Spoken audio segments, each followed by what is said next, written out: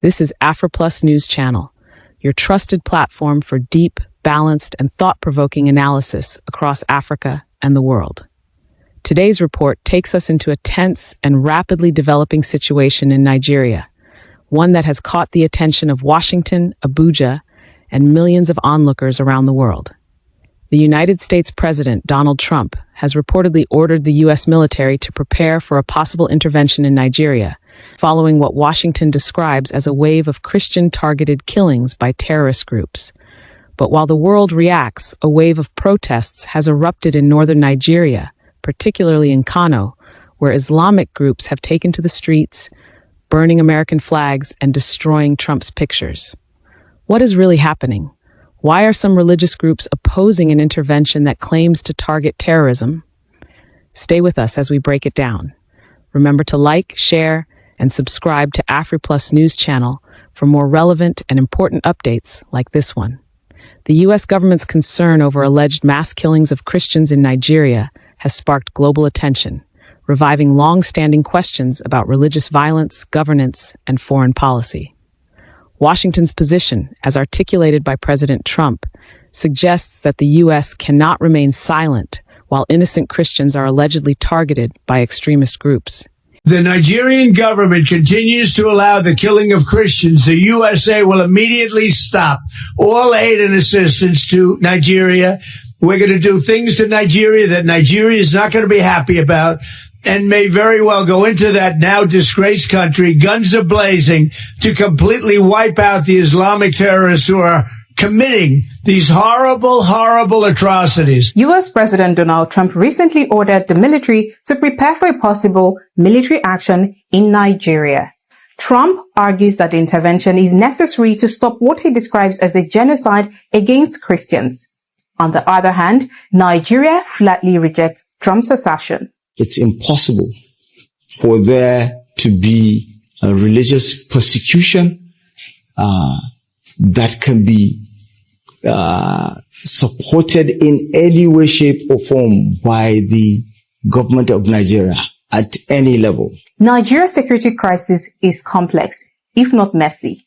Terrorism threats in the northeast, farmer-herder clashes in the Middle Belt, and banditry spreading across the northwest. But words matter.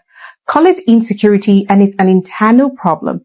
Call it a genocide and it triggers global headlines. There is no, Christian genocide going on in Nigeria. I think there is an issue of both Christians, Muslims, and non-religious individuals being targeted by groups like Boko Haram and the so-called Fulani militias. The Christian genocide label has spread fast, amplified by Western conservative politicians and some faith-based groups. Nobody is accusing President Bola Tinubu of carrying out genocide, but to deny that there is no genocide or persecution or killing of Christians in Nigeria, and particularly in the northern Nigeria, over the course of this number of years, that is a falsehood. Being in a country whereby Christians are being killed, there's no justice and nothing is being done. So Christians are not being scared. But let's be fair. Nigeria saw this coming. For years, attacks have gone unpunished. Officials often downplay the violence until now. It's quite disgrace that our governments have to wait for the international community to now wade in before they would listen to our voices. When a complex security crisis is reduced to a religious war, it not only distorts the truth, but it could also invite the wrong savior. And that's the flip side. Yet, the announcement of a potential military response has triggered outrage from some Islamic organizations in northern Nigeria.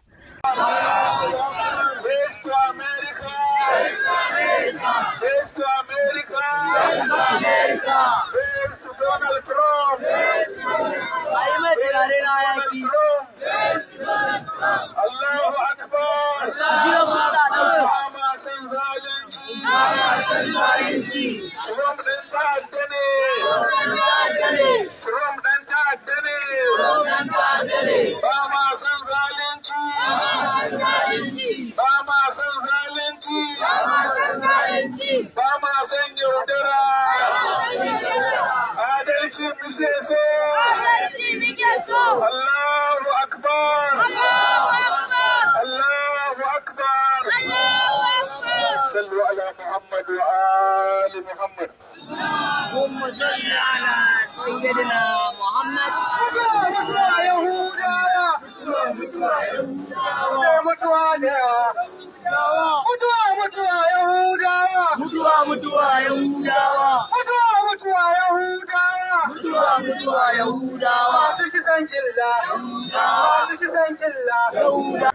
Why would a call to stop terrorism be met with anger? Why would any religious body protest against an operation that promises to protect civilians from extremist violence? Could there be a deeper narrative beneath the surface? In Kano, the protests quickly escalated. Demonstrators, many identifying as part of Islamic groups, were seen burning American flags and trampling images of the U.S. president.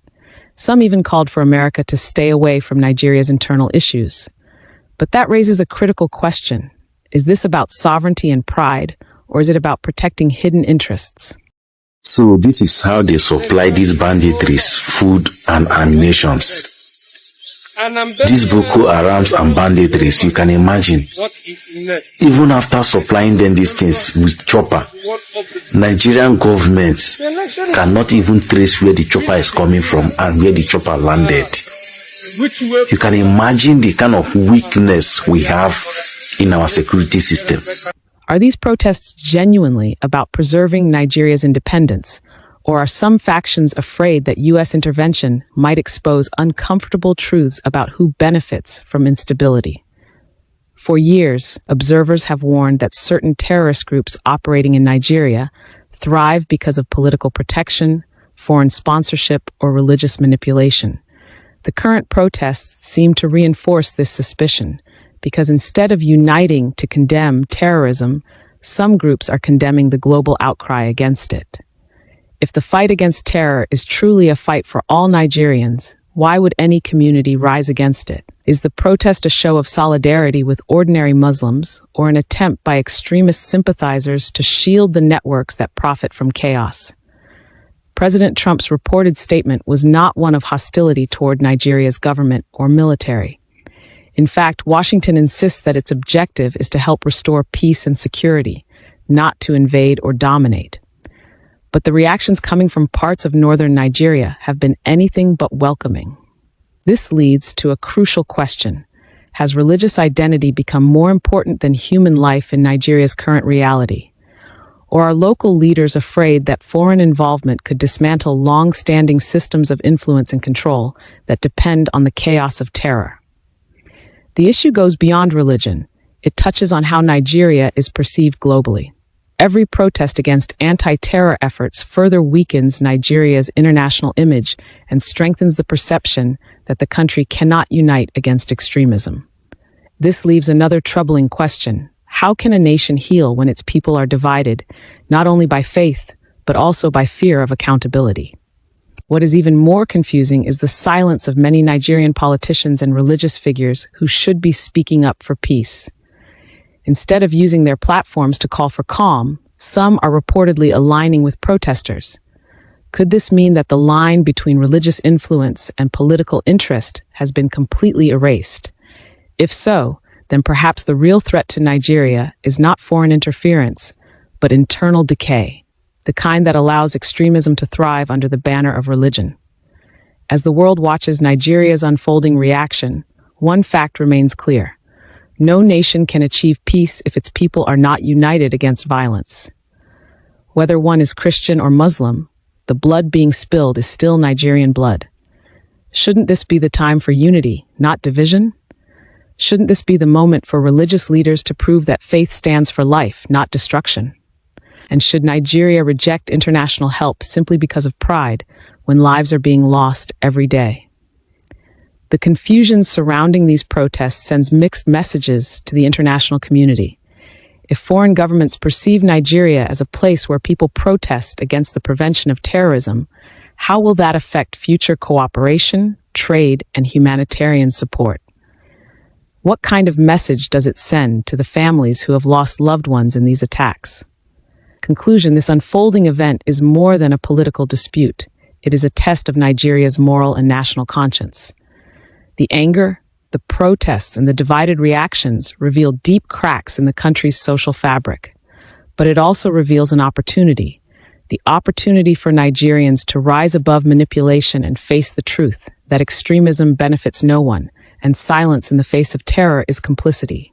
What happens next will shape how the world views Nigeria's unity and how Nigerians themselves choose to define justice. We want to know your thoughts. Do you think these protests are a defense of national sovereignty or a shield for extremist interests? Should the U.S. intervene, or should Nigeria handle its internal security alone? Drop your opinions respectfully in the comment section. Your voice matters. If you found this analysis insightful, please support AfriPlus News Channel by liking, sharing, and subscribing. You can also join our channel membership or send us a super thanks to help us continue delivering independent, fact-based reporting on issues that matter most. Disclaimer: AfriPlus News Channel is committed to objective, policy-compliant reporting. This analysis is based on publicly available reports and statements for educational and informational purposes only. We do not endorse violence, hate speech, or discrimination of any kind. All viewers are encouraged to engage responsibly and respectfully in the comment section.